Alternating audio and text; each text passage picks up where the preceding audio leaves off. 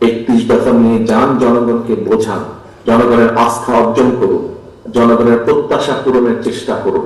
সব প্রত্যাশা আপনি এখনই পূরণ করতে পারবেন না, যদি ইনশাল্লাহ আল্লাহর মতে আমরা সরকার গঠন করি অনেকাংশে সেই প্রত্যাশা আমরা পূরণ করতে সক্ষম হব। কিন্তু সেটির জন্য জনগণ যাতে আপনার আস্থা রাখে, জনগণ যাতে আপনার প্রতি ধৈর্য ধারণ করে, সেই জন্যই আপনাকে সেইভাবে ভূমিকা পালন করতে হবে। সহকর্মীবৃন্দ, আমি জানি আপনারা সকাল 10টা থেকে এখন পর্যন্ত এখানে বসে আছেন, লম্বা সময় বসে আছেন, অনেক বক্তব্য শুনেছেন, খুব বেশি ধৈর্য থাকছে না এখন এই সন্ধ্যা সময় এসে, ধৈর্য রাখা কঠিন হচ্ছে। বাট আমি যেই কথাগুলো বা যেই আহ্বানগুলো আপনার কাছে করছি, আজকে যদি একটু ধৈর্য সহকারে যদি আপনারা সেভাবে কর্মপন্থা না ঠিক করেন, সেভাবে যদি ধৈর্য ধারণ না করেন, ওই যে আমাদের এখানে একজন লয়ার একটু আগে প্রশ্ন করেছেন যে এই কেস কাছারিগুলো যেগুলো আছে কি হবে।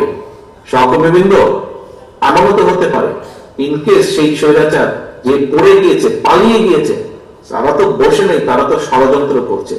যদি তাদের ষড়যন্ত্র সফল হয়, আপনার এই কেস তো উঠবেই না, বরং এই ডাকারা 10টা থাকলে ওই দ্বিগুণ হয়ে জ্যামিতি। এমনও তো হতে পারে ইনকেস সেই স্বৈরাচার যে পড়ে গিয়েছে, পালিয়ে গিয়েছে, তারা তো বসে নেই, তারা তো ষড়যন্ত্র করছে।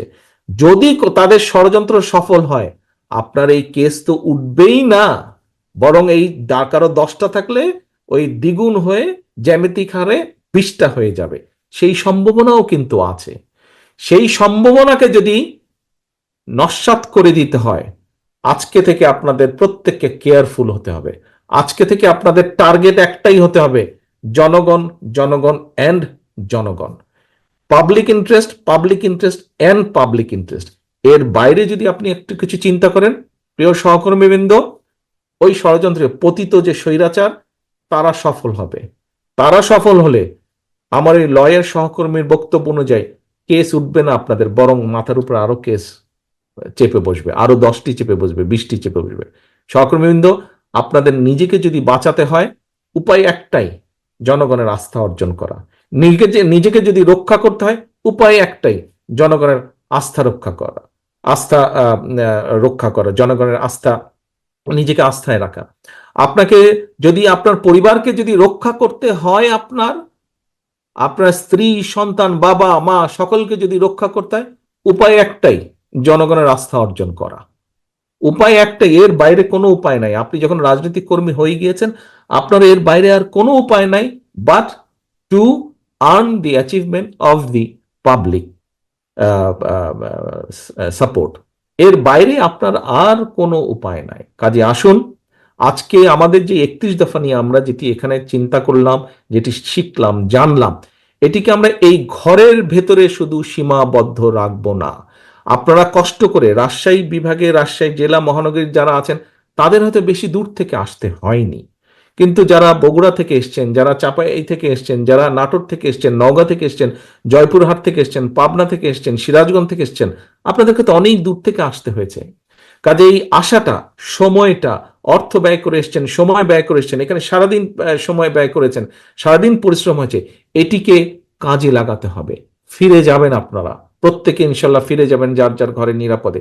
ফিরে গিয়ে আগামীকাল থেকে আপনার অধীনস্থ নেতাকর্মীদেরকে এই বিষয়ে শিক্ষা দিন এবং তাদেরকে নিয়ে জনগণের ঘরে ঘরে আবার চলে যান।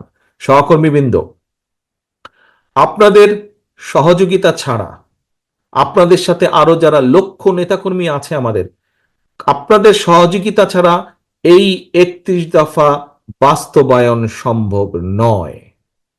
এই 31 দফা যদি বাস্তবায়ন করতে হয়, আপনাদের সকলের সমর্থন আমাদের লাগবে। এই 31 দফাকে যদি বাস্তবায়ন করতে হয়, আপনাদের সকলের সহযোগিতা আমাদের লাগবে। শহীদ জিয়া, খালেদা জিয়ার প্রত্যেকটি সৈনিক, প্রত্যেকটি কর্মীর সহযোগিতা প্রয়োজন এই 31 দফাকে বাস্তবায়ন করার জন্য।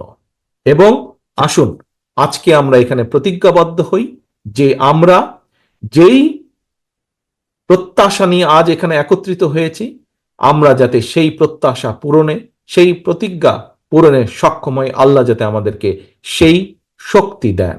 আমরা মানুষের আস্থা অর্জনের জন্য যে সকল কাজ করা প্রয়োজন, মানুষের আস্থা অর্জনের জন্য যেভাবে চলা প্রয়োজন, আল্লাহ যাতে আমাদেরকে সেই জ্ঞান দেন, সেই ধৈর্য আমাদেরকে দেন। আপনাদের সকলকে ধন্যবাদ। আজকে যারা এই অনুষ্ঠানের আয়োজন করেছেন, বিএনপির প্রশিক্ষণ বিষয়ক সম্পাদক সহ, প্রশিক্ষণ বিষয়ক কমিটি সহ, আমাদের বিএনএসসির নেতৃবৃন্দ, আমাদের বিভাগীয় নেতৃবৃন্দ যারা আছেন, আপনাদের সকলকে ধন্যবাদ জানাচ্ছি আজকে সুন্দরভাবে এই অনুষ্ঠানটি উপস্থাপন এবং পরিচালনা করার জন্য। সকলে ভালো থাকবেন, ইনশাল্লাহ সুস্থ থাকবেন। আল্লাহ হাফেজ। বাংলাদেশ জিন্দাবাদ, বাংলাদেশ জাতীয়তাবাদী দল জিন্দাবাদ। আসসালামু আলাইকুম। 31 দফা নিয়ে যান, জনগণকে বোঝান, জনগণের আস্থা অর্জন করুন, জনগণের প্রত্যাশা পূরণের চেষ্টা করুন। সব প্রত্যাশা আপনি এখনই পূরণ করতে পারবেন না, যদি ইনশাল্লাহ আল্লাহর মতে আমরা সরকার গঠন করি অনেকাংশে সেই প্রত্যাশা আমরা পূরণ করতে সক্ষম হব। কিন্তু সেটির জন্য জনগণ যাতে আপনার আস্থা রাখে, জনগণ যাতে আপনার প্রতি ধৈর্য ধারণ করে, সেই জন্যই আপনাকে সেইভাবে ভূমিকা পালন করতে হবে। সহকর্মীবৃন্দ, আমি জানি আপনারা সকাল 10টা থেকে এখন পর্যন্ত এখানে বসে আছেন, লম্বা সময় বসে আছেন, অনেক বক্তব্য শুনেছেন, খুব বেশি ধৈর্য থাকছে না এখন এই সন্ধ্যা সময় এসে, ধৈর্য রাখা কঠিন হচ্ছে। বাট আমি যেই কথাগুলো বা যে আহ্বানগুলো আপনার কাছে করছি, আজকে যদি একটু ধৈর্য সহকারে যদি আপনারা সেভাবে কর্মপন্থা না ঠিক করেন, সেভাবে যদি ধৈর্য ধারণ না করেন, ওই যে আমাদের এখানে একজন লয়ার একটু আগে প্রশ্ন করেছেন যে এই কেস কাছারিগুলো যেগুলো আছে কি হবে। সহকর্মীবৃন্দ, এমনও তো হতে পারে ইনকেস সেই স্বৈরাচার যে পড়ে গিয়েছে, পালিয়ে গিয়েছে, তারা তো বসে নেই, তারা তো ষড়যন্ত্র করছে। যদি তাদের ষড়যন্ত্র সফল হয়, আপনার এই কেস তো উঠবেই না, বরং এই ডাক্তার 10টা থাকলে ওই দ্বিগুণ হয়ে যাবে। 31 দফা নিয়ে যান, জনগণকে বোঝান, জনগণের আস্থা অর্জন করুন, জনগণের প্রত্যাশা পূরণের চেষ্টা করুন। সব প্রত্যাশা আপনি এখনই পূরণ করতে পারবেন না, যদি ইনশাল্লাহ আল্লাহর মতে আমরা সরকার গঠন করি অনেকাংশে সেই প্রত্যাশা আমরা পূরণ করতে সক্ষম হব। কিন্তু সেটির জন্য জনগণ যাতে আপনার আস্থা রাখে, জনগণ যাতে আপনার প্রতি ধৈর্য ধারণ করে, সেই জন্যই আপনাকে সেইভাবে ভূমিকা পালন করতে হবে।